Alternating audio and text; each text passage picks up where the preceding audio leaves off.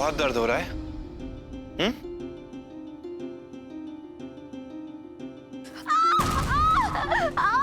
बर्दाश्त करो इस दर्द को, क्योंकि मैं भी तुम्हारे दिए दर्द को बर्दाश्त कर रहा हूं। जो जख्म तुमने दिया है ना, वो दिन ब दिन नासूर बनता जा रहा है।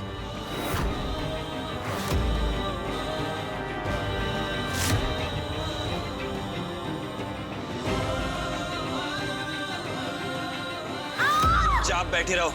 मैं नहीं चाहता कि इस दर्द के बहाने तुम मेरे बच्चे की जिम्मेदारी से मुक्त हो जाओ।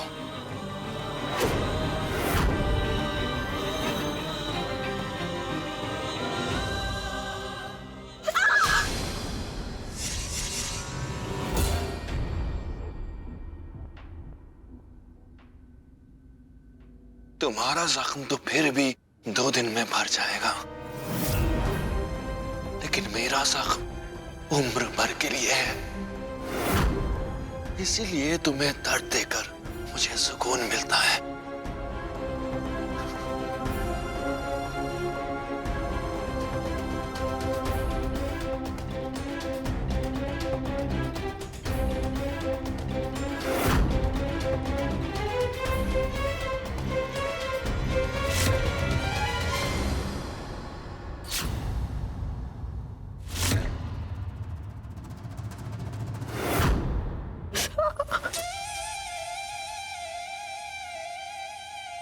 तुम्हारी हद तक गिरने में मुझे भी वक्त लगेगा।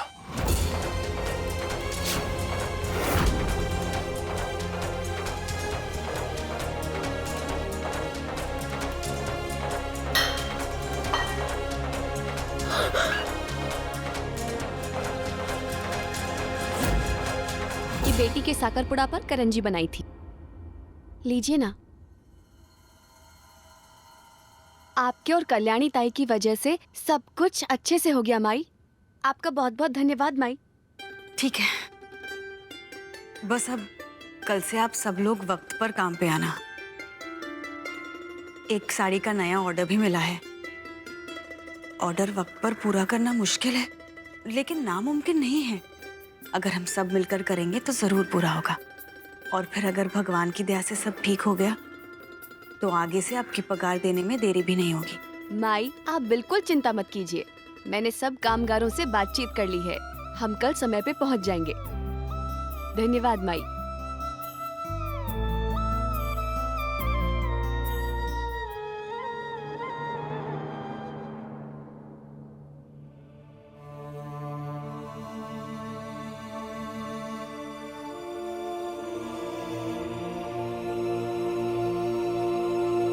तुम्हें इस तरह कारोबार की जिम्मेदारी संभालते देख बहुत अच्छा लगा।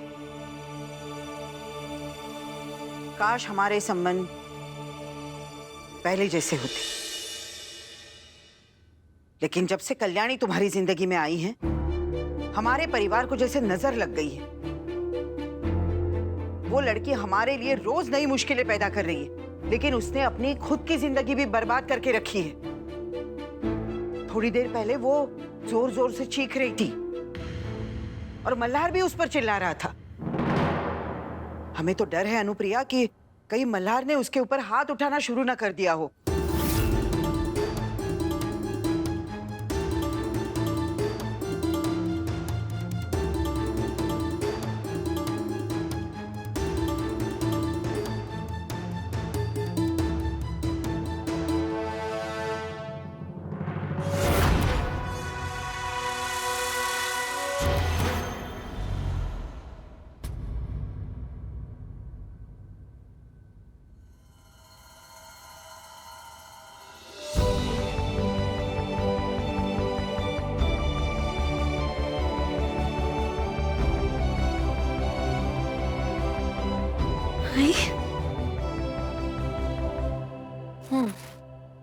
लगता है तुम्हें एहसास हो गया कि तुमने जो आज किया है वो बहुत गलत है, इसलिए सॉरी बोलने आई हो ना मुझे।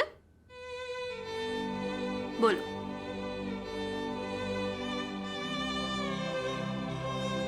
बोलो। ये सही है, पहले खुद मुझे सॉरी बोलने आओ, फिर तुम ही मुझे एटीट्यूड दिखाओ। तुम्हें ना आजकल बहुत ईगो आ गया है। इतना ईगो लाती कहां से हो? तुम्हारे इस ईगो का ना मुझे कुछ करना पड़ेगा। आई आई कल्याणी ऐसे लगड़ा के क्यों चल रही थी? कहीं सच में मल्हार ने कल्याणी पर हाथ तो नहीं उठाया? नहीं नहीं, मल्हार गुस्से में जरूर है, लेकिन एक लड़की पर कभी हाथ नहीं उठाएगा।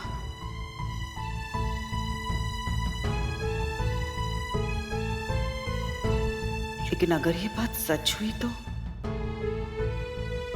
मुझे किसी तरह से कल्याणी से ये पता लगाना ही होगा।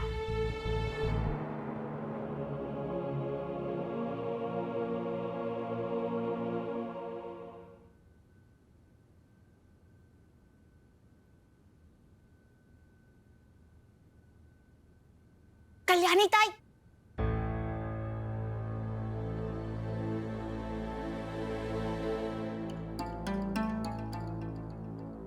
कल्याणी ताई। गोदावरी, आराम से। माई आपका आउट हाउस में इंतजार कर रही है, बुलाया आपको। क्या? मुझसे बात करना चाहती है? जरूर एहसास हो गया होगा उन्हें कि इतने दिनों से ये जो मुझे एटीट्यूड दिखा रही थी ना, ये ठीक नहीं है। सॉरी बोलना चाहती होगी मुझे। तुम ना उन्हें प्लीज कह दो कि मैं आ रही हूँ। ठीक है।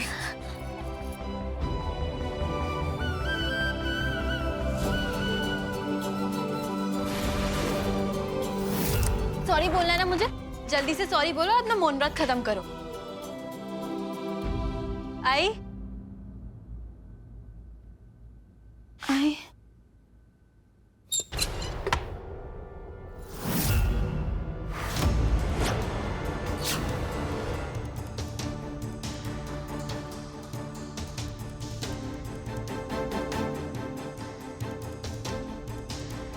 सॉरी।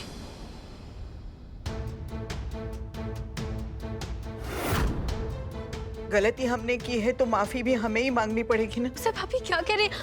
माफी मत मांगे प्लीज। हमने ही गोदावरी के हाथ संदेशा भेजा था कि अनुप्रिया तुमसे मिलना चाहती है।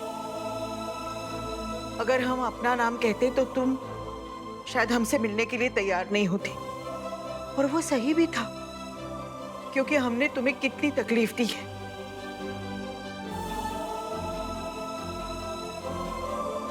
आज हमें एहसास हो रहा है कि मल्हार के साथ शादी करा के हमने कितनी बड़ी गलती की है।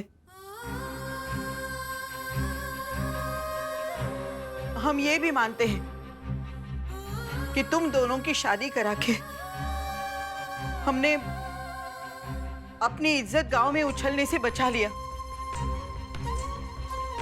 लेकिन बेटा, हमें नहीं मालूम था कि मल्हार शादी के बाद इस तरह बदले की आग में एक जानवर बन जाएगा। और हमारी इतनी ज्यादती के बावजूद तुमने हमें यहाँ रहने दिया, कामगारों के साथ बात करके हमें जेल जाने से बचा लिया। हम बहुत शर्मिंदा हैं। हो सके तो अपनी आजी को माफ करना। सर आप माफी मत मांगे।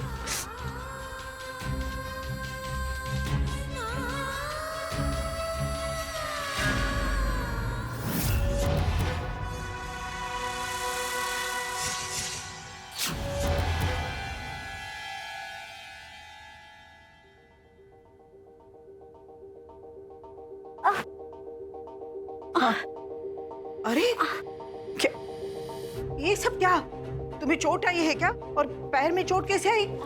कहीं मल्हार ने तुम पर हाथ तो नहीं उठाया? सर वो मैं ना किचन में गलती से फिसल के गिर गई थी बस। देखो कल्याणी, ये चोट भले ही मल्हार ने तुम्हें ना दी हो, लेकिन वो तुम्हारे साथ किस तरह बर्ताव करता है ये हम जानते हैं। एक जेल की कैदी की तरह वो तुम्हारे साथ पेश आता है।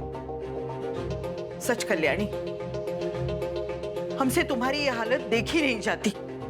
मल्हार के साथ तुम्हारी शादी करा के हम अपने आप को कभी माफ नहीं कर पाएंगे। लेकिन कल्याणी, अब भी देर नहीं हुई है। मल्हार हमारी पोती को इस तरह घरेलू हिंसा का शिकार नहीं बना सकता। अगली बार अगर मल्हार ने तुम पर हाथ उठाया ना, तो सीधे हमारे पास आना।